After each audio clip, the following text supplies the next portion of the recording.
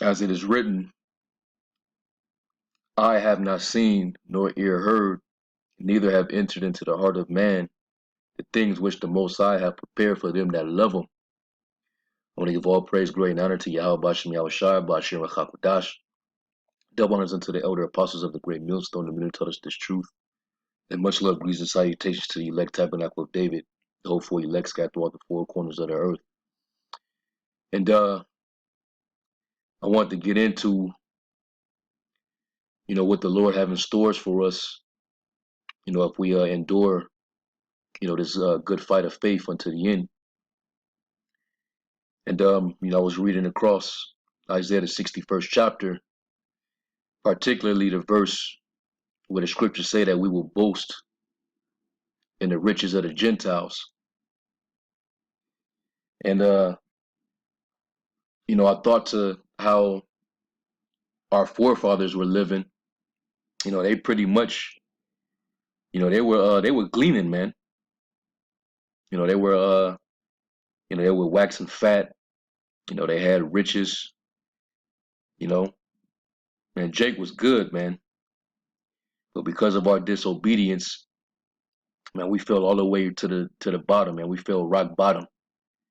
And here he is. We're we're the tail and the nations are the head, particularly Esau, all right, who is the basest nation on the face of the whole earth. All right, they're viler than the earth, but yet they're over us and they have everything that a man could wish for. All right. So hey, if the Lord give a piece of shit like Esau, this world, then how much more his sons and his daughters, his chosen. All right, we're gonna boast in the wealth of the Gentiles, man. And that's gonna be in the kingdom of heaven, which is actually coming to us, real soon. And the verse is actually in I believe the 6th verse, but I'm gonna start at the top. This is dealing with the gospel. It's Isaiah 61:1. It says, "The Spirit of the Lord power is upon me, because the Lord have anointed me to preach good tidings unto the meek," which the Hebrew word for good tidings is bashar, which means gospel or good news. And this is definitely good news to hear that, we're not gonna, live on the bottom any longer, man. We're not gonna have to be subject to payments. We're not gonna be in debt. We're not gonna owe no one. All right, we're not gonna have to, serve in hardcore bondage. All right, being totally broken, wishing we could have. All right, having all these desires and wants, but you can't even achieve them. You can basically get it only in measure. Well, in the kingdom, there's gonna be no limit to the amount of blessings we're gonna get, and that's part of the good news, man. It tells us that in Deuteronomy 28, which I'm gonna eventually get to it. All right, that those blessings are gonna overtake us, man. All right, so this is all good news here, man, and this is something to think about, as we get closer and closer into Jacob's trouble. It says, "He has sent me to bind up the brokenhearted, to proclaim liberty to the captives, and the opening of the prison to them that are bound, to proclaim the acceptable year of the Lord, and the day of vengeance of our power, to comfort all that mourn." So that's talking about the acceptable year of the Lord is talking about the day of the Lord's vengeance, when he shows up with the host of heaven. All right, the Lord said, he's not going to meet these nations as a man. He's going to come back, with that divine force. And he's going to lay all these nations down. That Yahweh Shai, all right, he's going to be exalted, all right, and he's going to lay low the haughtiness of the proud. And the Lord that day alone is going to be exalted. So we're out here to proclaim that day as well, because on that same day is when the Lord is going to dethrone these other nations and all the wealth that these nations have labored for, which a lot of it was accumulated through the children of Israel being had in captivity, or through slave labor, free slave labor at that. All those riches are going to be translated to us, and the Lord's going to make that happen. All right, it tells us that in Sirach, the 10th chapter, the 8th verse, because of unjust dealings and injuries, uh, uh, uh, uh, roughly paraphrasing, riches gotten by deceit. Therefore the kingdom is translated from one people to another. So that's going to actually happen. And when those riches are translated to us, we're going to be blessed. And like it says in Deuteronomy, the 30th chapter, and the 7th verse, all the curses that we have to endure is going to be upon our enemies. So they're going to end up being the tail. We're going to lend to them. They're not going to be able to lend to us. They're going to have to go to us for the one of all things. And we're going to distribute everything accordingly, man, according to the law. All right. So the acceptable year of the Lord, which, is dealing with, when he comes back, that's going to be a change, a world change. All right. It's going to be a new heaven and a new earth wherein dwelleth righteousness. All right. So that should, comfort all you brothers and you sisters out there, man. The Lord's going to come back and bring that to us. All right.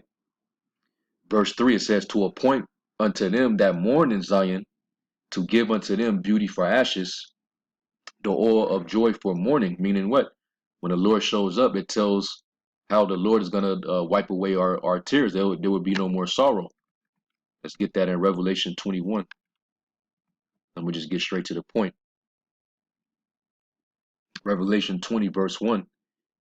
And I heard, Revelation 21, Slakia, verse 3. It says, and I heard a great voice out of heaven saying, behold, the tabernacle of the Most High is with men, and he will dwell with them, and they shall be his people, and the Most High power himself shall be with them and be their power. And the Most High power, or the powers, shall wipe away all tears from their eyes, and there shall be no more death, neither sorrow nor crying. So no more mourning in Israel. It says, neither shall there be any more pain, for the former things are passed away. All right, and which is what? Us being under the curse, which one of those curses was, it would be a sorrow of mind.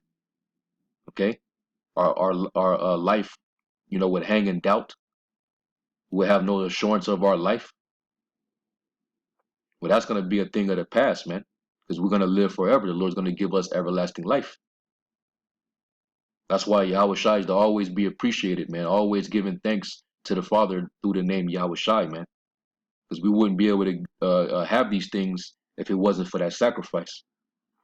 All right, so going back to Isaiah 61, it says, the garment of praise for the spirit of heaviness, that they might be called the trees of righteousness, the planting of the Lord, that he might be glorified. All right, and that's the Lord's, ultimately the Lord's elect. All right, because they've been able to flourish, through the planting of the Lord. All right, they have that solid foundation. They fell on good ground and they brought forth fruit. And that's all to the glorification of Yahweh Shem Yahweh Shai, man. And the Lord's also going to make us righteous when he put the, when he enforced, the new covenant, into us, into our inward parts, man, that he's going to program us to be righteous. And we're going to keep all the laws, perfectly. And not one Israelite is going to go off, man. That's going to start with the elect. And then eventually the rest of the nation, when they come back through the elect, they're going to be righteous as well. All right, verse 4, it says, and they shall build the old waste. They shall raise up the former desolations, and they shall repair the waste cities, the desolations of many generations. All right, and basically Israel is going to be rebuilt back up, because we know that, when Yahweh Shai comes back, the actual land of Israel is going to be destroyed in a nuclear fire, from the battle of Armageddon.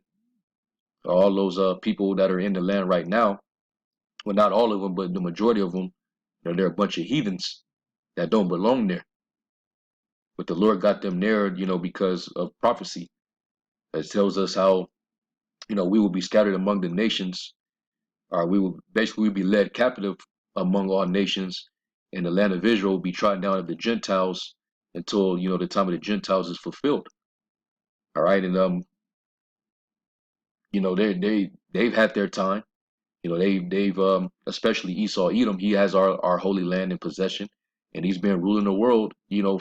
From our holy land. All right.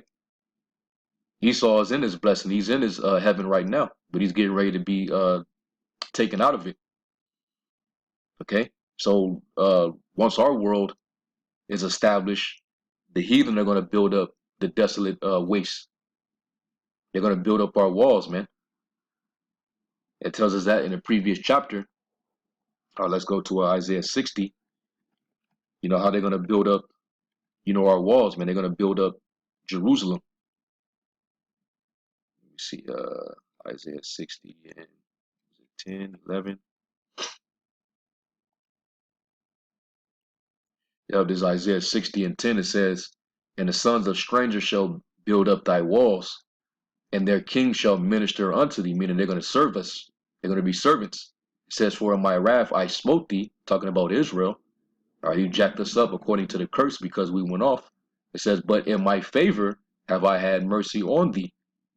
Therefore thy gates shall be open continually. They shall not be shut day nor night, that men may bring unto thee the forces of the Gentiles," meaning the riches, "and that their kings may be brought. For the nation and the kingdom that will not serve thee shall perish. Yea, those nations shall be utterly wasted." So hey, it comes with a penalty if they choose not to serve us, all right, in our kingdom. Then hey, they're gonna get dealt with. And this is the Lord spoke this, man. So they're gonna build up Jerusalem, man, and it's gonna be glorious. So we're gonna have a lot of riches coming in, man. All right, so going back to 61 in verse 5, it says, "And strangers shall stand and feed your flocks, and the sons of alien shall be your plowmen and your vine dressers." So we're gonna have men working agriculture for us. They're gonna be tilling the ground. They're gonna be plowing. They're gonna be sowing seeds. All right, they're gonna be planting for us, man. We're gonna have a bunch of vegetation, crops. All right, herbs. We're gonna flourish, man. Because right now the land is actually cursed. Because you got the curse. All right, that the Lord placed upon the land because of Cain. It's not yielding forth. It's its fullness. Because you got Cain over there right now. But when we get into the land, it's going to be blessed again. It says, verse 6, and here's the point. It says, "But you shall be named the priest of the Lord." And how are we all going to be priests? Because it ain't just the Levites. The Levites were formerly the priest of the Most High. But since Yahushua's sacrifice, we've been all made priests, under the order of Melchizedek. So the priesthood and then went from the Levites to all the nation of Israel, which that was actually promised to us, going back during the time of Moses. Exodus, the 19th chapter, he said that, we would all be, we will be kings and priests. All right. Let me see. Let me go to real quick.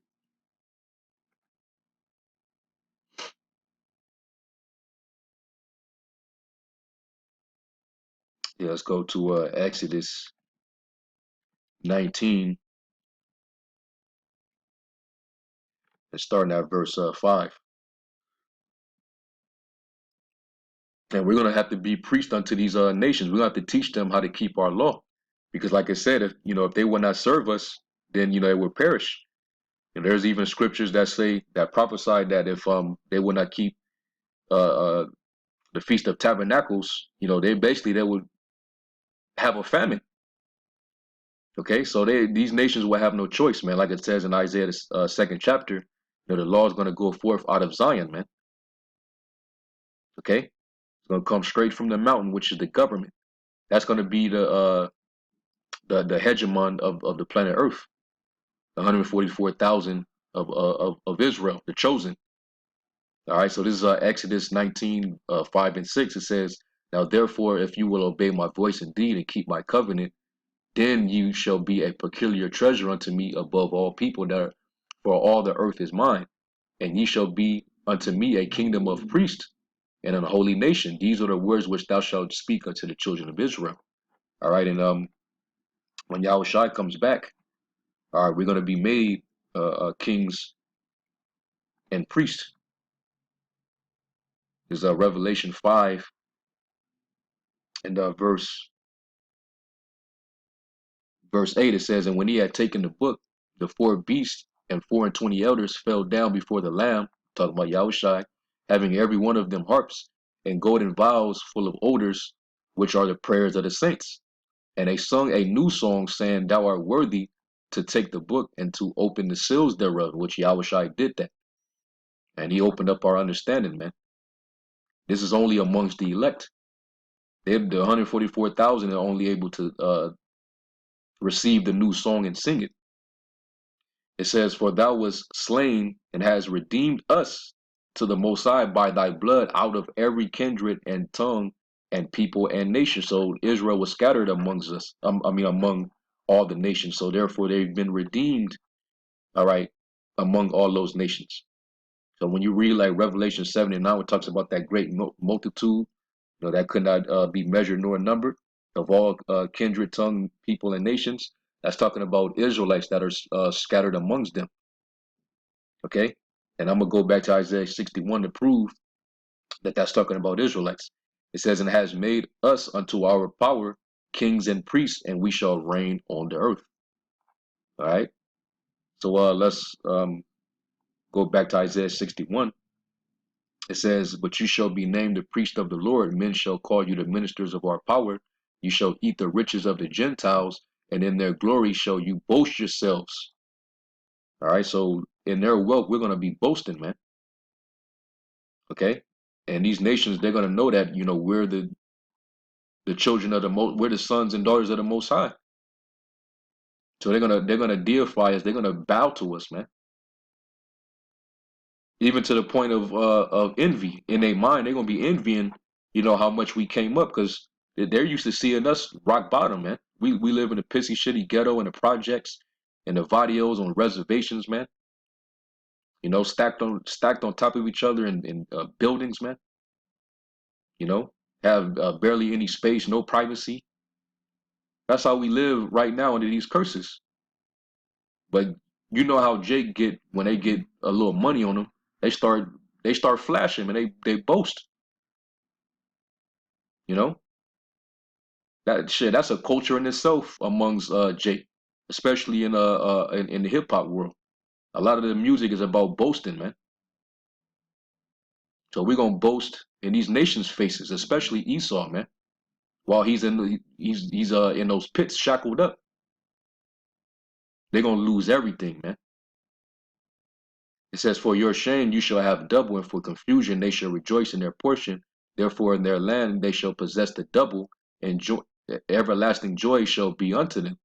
For I, the Lord, love judgment. I hate robbery for burnt offering, and I will direct their work in truth, and I will make an everlasting covenant with them. And their seed shall be known among the Gentiles." Right? Among what? Among, every kindred, tongue, and nation. And their offspring among the people. All that see them shall acknowledge them, that they are the seed which the Lord hath blessed. All right, and they're gonna know we're blessed people, man. All right, and that's Deuteronomy 28. 1, it says, "And it shall come to pass, if thou shalt hearken diligently unto the voice of the Lord thy power, to observe and to do all his commandments which I command thee this day, that the Lord thy power will set thee on high above all nations on the earth." So we'll be over everybody, man. We'll be far more wiser. We'll be more powerful. We'll be more wealthy. We'll be more holy. It says, "And all these blessings shall come on thee and overtake thee, if thou hearken unto the voice of the Lord thy power." Okay? So that was part of the blessings, that if we, kept his covenant, that we would have these things in abundance. Right, talks about the basket and store, cattle. All right, a man being able to have, a litter. You have multiple children. We'd have multiple wives. You have livestock, a bunch of cattle, sheep. You know, you would not, nobody would be lacking. All right, if you was an Israelite, and in the kingdom, no Israelite is going to be lacking. We're gonna have abundance, man.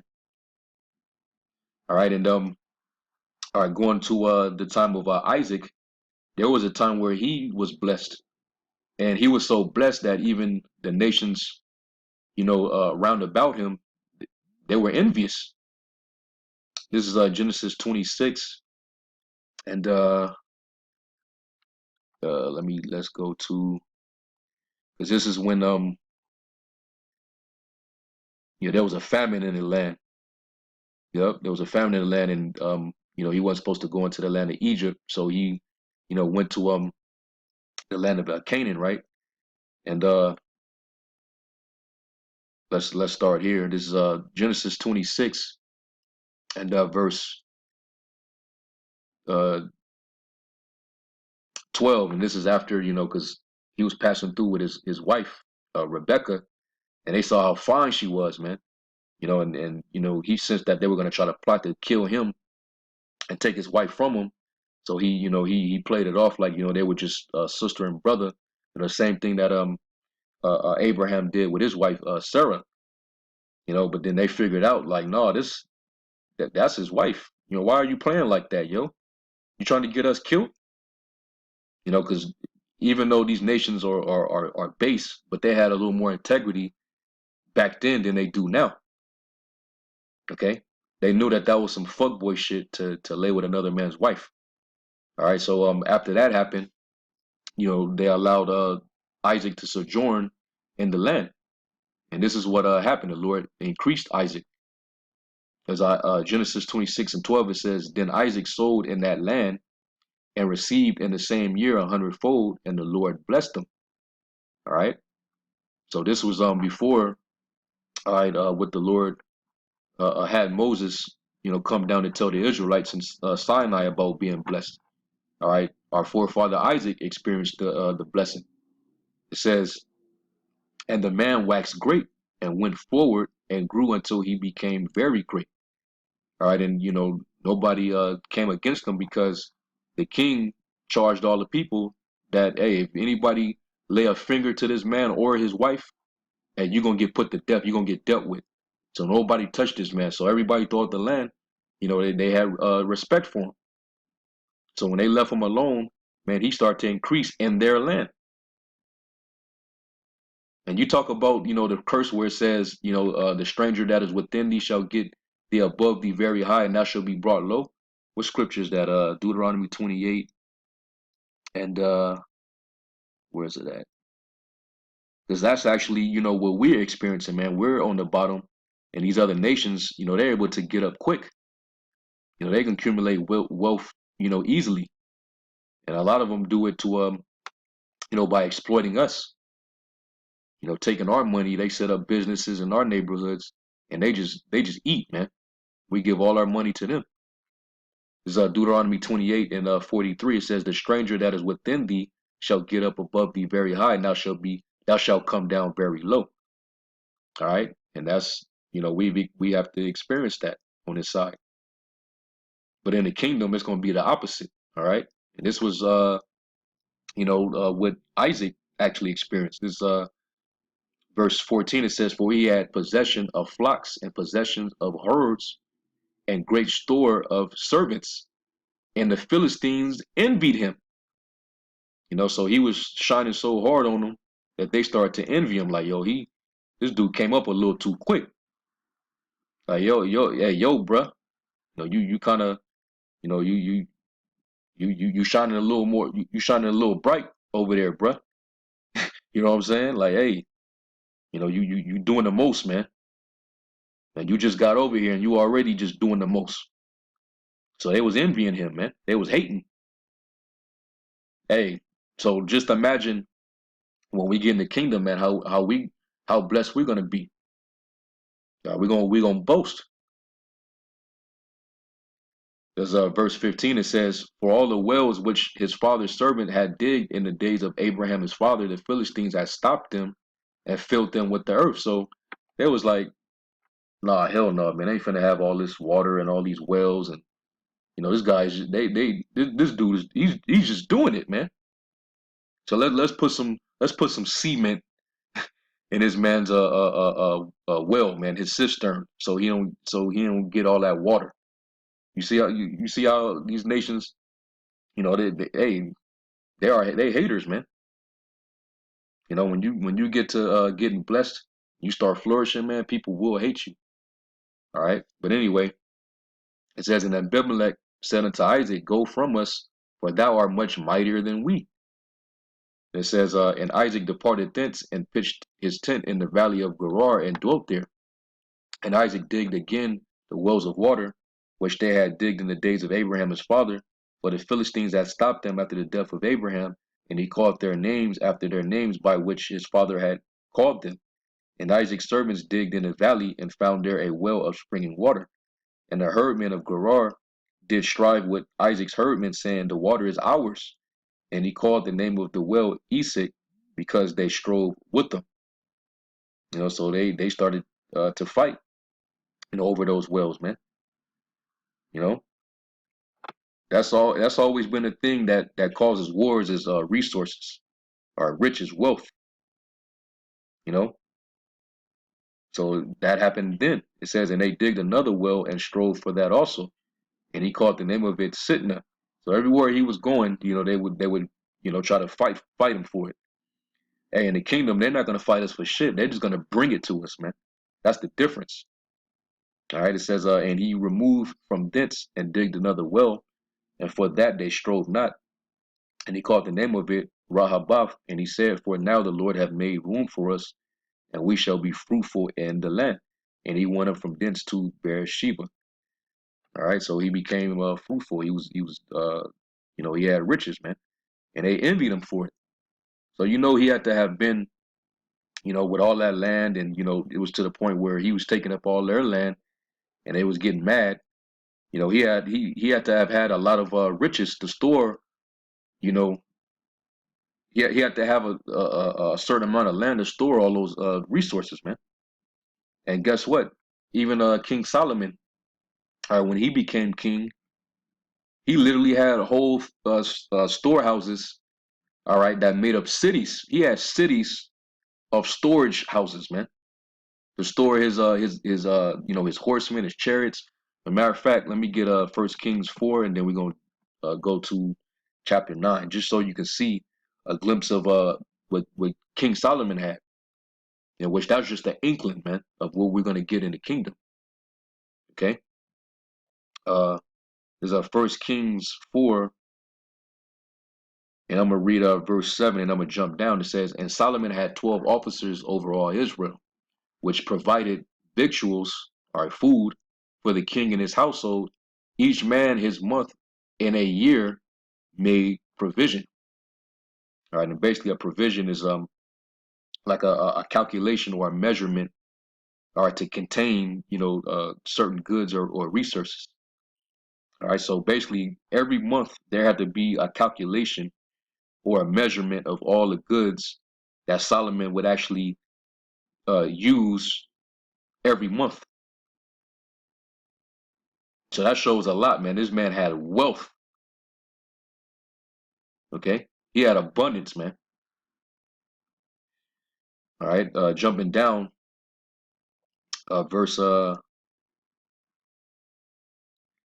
even the men that worked for him, they had their own little houses and towns and stuff, man. Everybody was doing good. That's why the scriptures say, when the righteous bear rule, the people rejoice, man. There was nothing but peace during the time of Solomon, because everybody was well off, everybody was good. But not Esau, though. He's doing good, and then the rest of the people got it all, effed up, man. Just in total misery. Everybody fighting each other for scraps, and this devil just laying on resources and wealth. You read Psalms the 73rd chapter, man. Hey, I was matter of fact, it was a lesson I did months ago. probably almost a year ago, where I saw this little documentary where you had this antique collector by the name of Gordon Watson, and he's known for collecting antiques, which a lot of those antiques are old collection of old items, whether it be art, whether it be furniture, old clocks and watches and vases and stuff like that. A lot of that shit is costly. It has a lot of value because of how old, how much age it has. And he went into this big house that was owned by Lord Rothschild, and basically Lord Rothschild was giving him a tour around the house, and basically that whole house was just full of expensive ass, old ass furniture and art, you know. And he was talking about how much each piece of art and furniture cost, and it was like pocket money to him, you know, little vases and clocks and you know silverware and shit costing tens of thousands, hundreds of thousands of dollars a piece.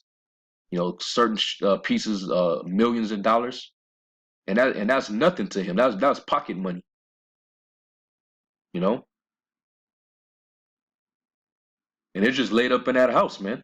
And that house probably itself is hundreds of millions in dollars of worth. And I don't even think he even live in that house. That's just a house to keep all the merchandise that he's bought over the years. So if these devils living like that, how much more than the children of Israel, man? So dealing with King Solomon, um, let's jump to it is verse 21. It says, "And Solomon reigned over all kingdoms from the river unto the land of the Philistines and unto the border of Egypt. They brought presents and served Solomon all the days of his life." All right, and they're going to do that in the kingdom. They're going to be bringing gifts to Yahweh Shai. They're going to serve Yahweh Shai. They're going to bow down before his feet, man. Verse 22, it says, "And Solomon's provision for one day," all right, this is, the measurement of things that he used for one day, was 30 measures of fine flour, because he probably had a lot of feasts going on, different people visiting, so he would have breads and stuff provided in his household, cakes and stuff like that. He ate good, man, and everybody in his household ate good. His children, his wives, they all ate good. It says, "In 80 measures of meal, 10 fat oxen, and 20 oxen of the pastures, and then 100 sheep." So these are all the livestock, the cattle that he had, that he was able to pick from each day, all right, to be able to eat. This is all just one day's worth. That's come on, bro. That's riches. That's wealth. Okay, that's glory, man. This is real wealth right here. Not what Jay-Z, not what Floyd Mayweather and them is talking about. All right, them niggas don't have oxen at their cribs where they can have something hunted, on arrival, immediately. All right, have it cut up and butchered up and cleaned. All right, seasoned up and cooked that same day. None of them niggas got it like that, man.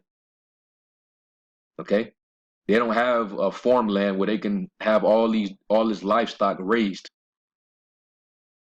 Okay, it says 100 sheep. Ain't no nigga I know with 100 sheep. All right, beside hearts, which I believe that's talking about deer. And you can eat deer. There's venison, and it's pretty good. You ever had grilled venison? That shit is fire, man. And we're gonna have all that in the kingdom, man. We're gonna have the nations, our servants, the slaves of the heathen. We're gonna make sure they cook it right. They're gonna cook it well done. Ain't gonna be no pink shit in the middle, man. All right. It says in roebucks, which roebuck is I believe I was talking about a gazelle, which is in the antelope family. So you can eat gazelle as well. It says, and follow deer and fatted fowl. More than likely with some big ass chicken, okay, or turkey or something, okay. So Jake stayed with the meats, all right. They had it on fire. They grilled it up, and they was eating, man. Jake loved to eat. Okay, imagine just having this. having it like this every single day, man. And you never run out because the Lord is constantly blessing you. Well, that's how it's going to be in the kingdom, man. Okay. And with all the stuff that he actually had, with all the gold and the horses, let me jump down to verse 26. It says, and Solomon had 40,000 stalls of horses for his chariots and 12,000 horsemen.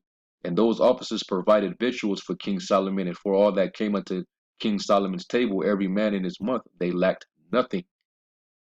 Okay. So he had all these things, man. So he was good. His household was good. Israel was good. And even the heathen servants were even good, man. Okay.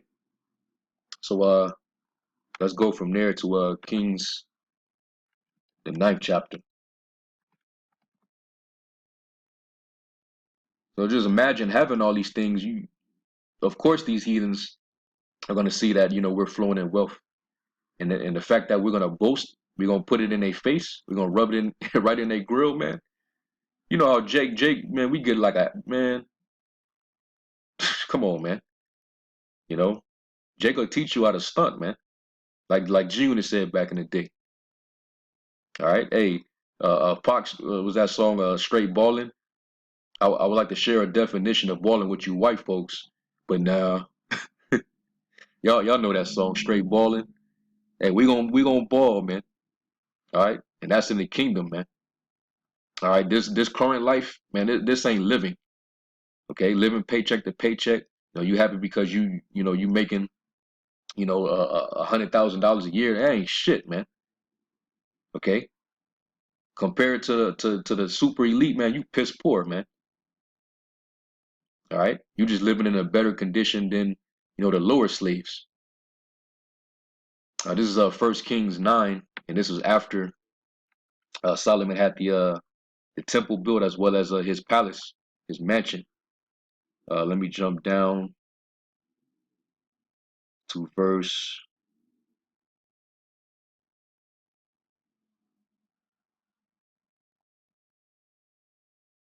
this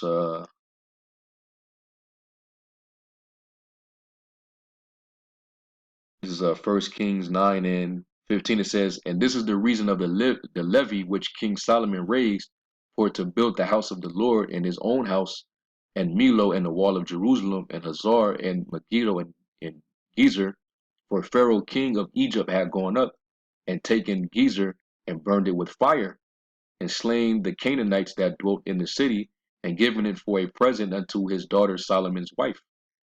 So Solomon has so much respect that even the king of Egypt, Pharaoh, he went and took land, from the Canaanites, our fellow Hamites, and gave one of the cities over to Solomon's wife. So even, if you're a king and you have all this jurisdiction, you have all this land and all this respect, everything that's yours, you share it with your family. So even, your wives have an inheritance, man. So hey, our wives, the amount of wives that we gonna have, man, they gonna have their own lands, man. They gonna be well off. Okay. It says, and Solomon built Gezer and Bethelhorn, the nether, and Baalath, Baalath, and Tadmor in the wilderness in the land, and all the cities of store that Solomon had, the cities for his chariots. So this man had cities just to hold his where to hold his chariots at, man. You know how Jake on his side, like Floyd Mayweather, all these different entertainers that like to flaunt their money and what they got. They have in a mansion they'll have like a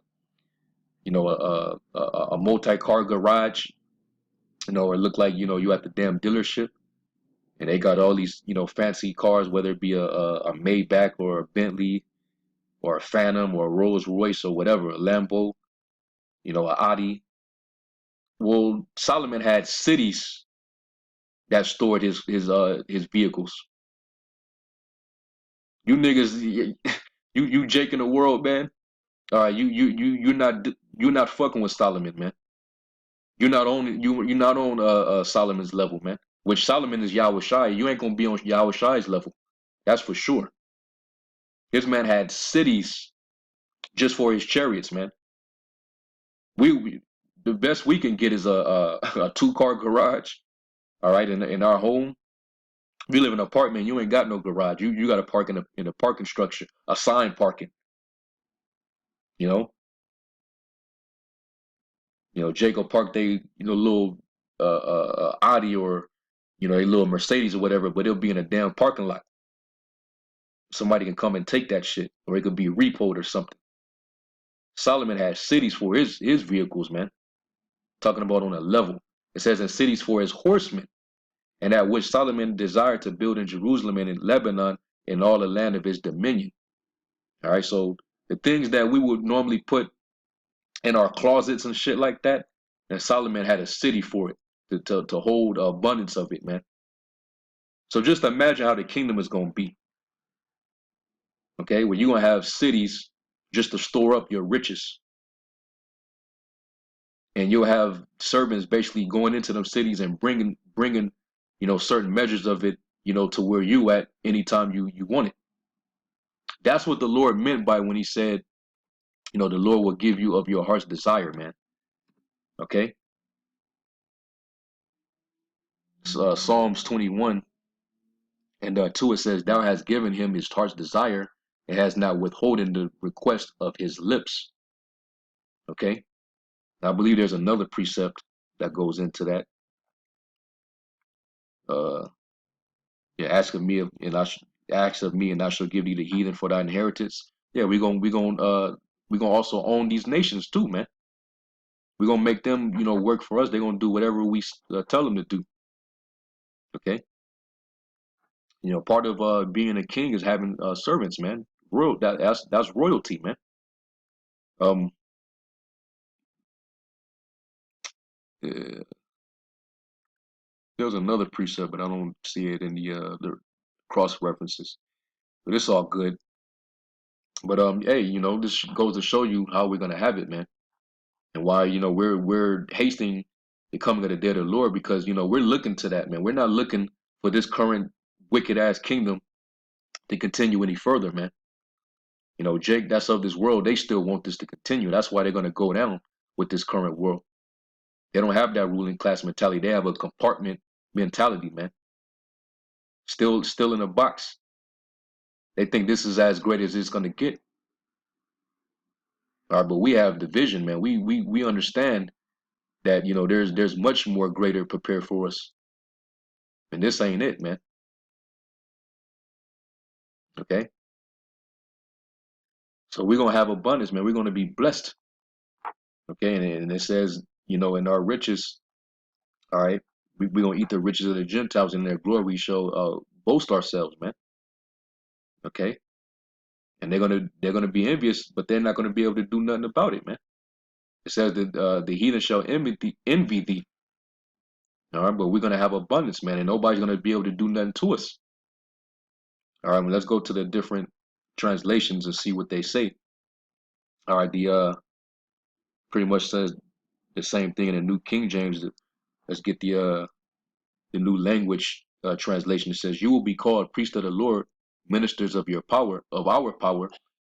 You will feed on the treasures of the nations and boast in their riches." And we're gonna do that, especially Esau, man, because everything that Esau has in his possession, he actually stole that from us anyway.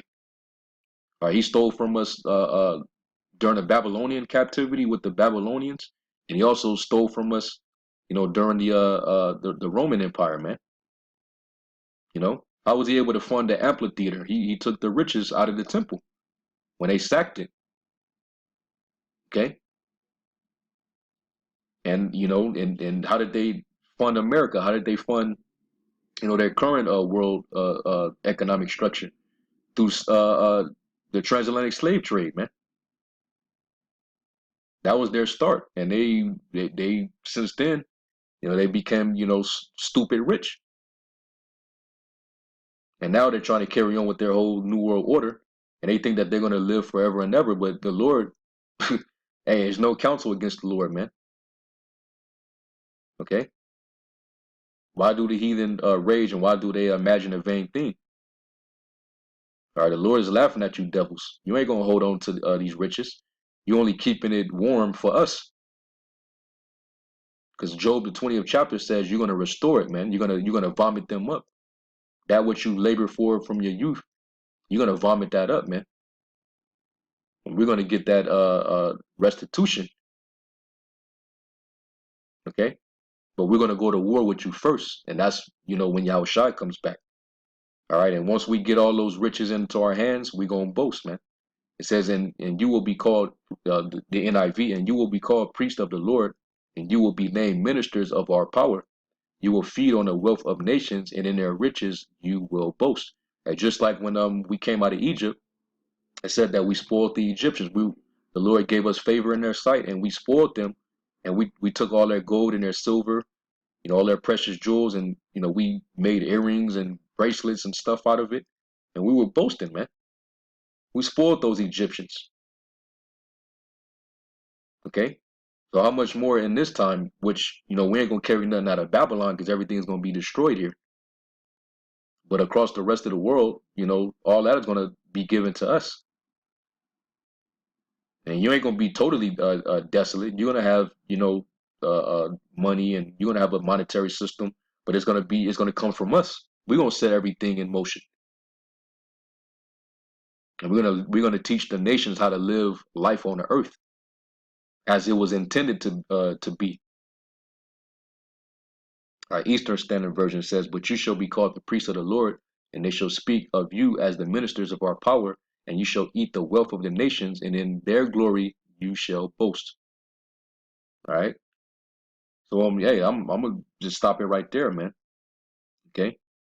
And that's that's going into the blessings. All right. We will no longer be under the curse of being totally destitute. Having all these needs and wants and desires and can't even have it met. You know. You got to constantly, but you're constantly meeting the pleasures of these nations. You know, they got your women, they got all this money, they got businesses, they got stock, they got their military, they got everything, man. But what do you Jakes have? You so-called Negroes, Latinos, and natives. You ain't got nothing, man. You're just in neighborhoods. Anyway, I hope this lesson was edifying as well as comforting. And we're in that spirit too of getting into going into scriptures that give us comfort, man, because that's what the scriptures are meant to be, a comfort for us, man. It gives us hope. And that's what you're going to need to hold on to in these days coming into tribulation. All right. So anyway, with that, I'm going to give all praise, glory, and honor to Yahweh Shem Yahushai. And until next time, I say, Shalom.